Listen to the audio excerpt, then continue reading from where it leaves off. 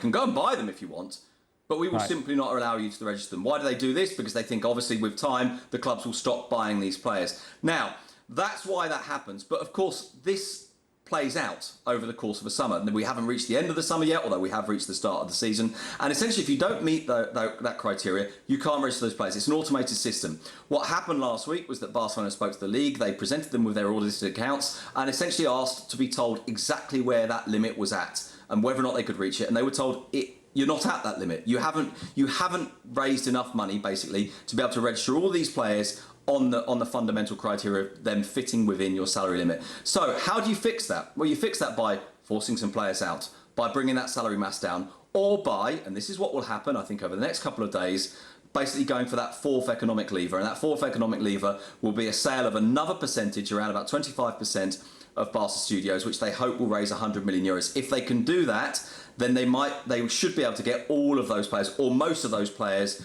through the salary financial fair play rules in time for the start of the season. But of course, that fourth economic lever, which they're now saying they will pull, they knew they might have to, but they were hoping that they wouldn't have to. What a mess, Sid.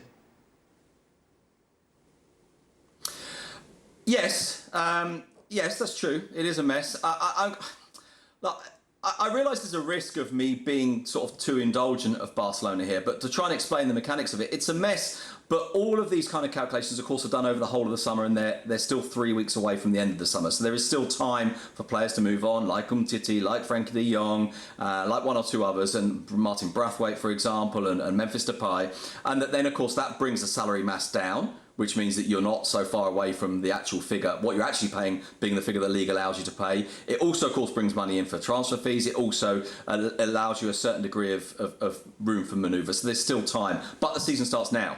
The season doesn't start in 3 weeks' time. So that's problematic in that sense. Of course, part of this is about a response to an economic crisis that was inherited. Partly it's about saying that, you know what, to come out of the economic crisis, we need to create this kind of virtuous cycle, is the way that Barcelona talk about it. So we need a good team. We need a team that people want to come and watch. We need to make it exciting because that grows income over time. And so there's a really quite difficult balancing act. There was that very kind of visual phrase that was made by, I think it was Laporta or maybe his vice president, about a month or so ago, when he said it's very difficult to breathe in and breathe out at the same time. And of course, the point he was making is we need to cut costs, but we also need to strengthen our team. And those two things seem to be mutually contradictory. So you have to try and find a way through that. And obviously the other part of this is that that's partly because the financial fair play rules in Spain are so much stricter than everywhere else. Well, thank you very much for watching ESPN on YouTube. For more sports highlights and analysis, be sure to download the ESPN app. And for live streaming, premium content, and let's not forget as well, ESPN FC 7 days a week, subscribe to ESPN+.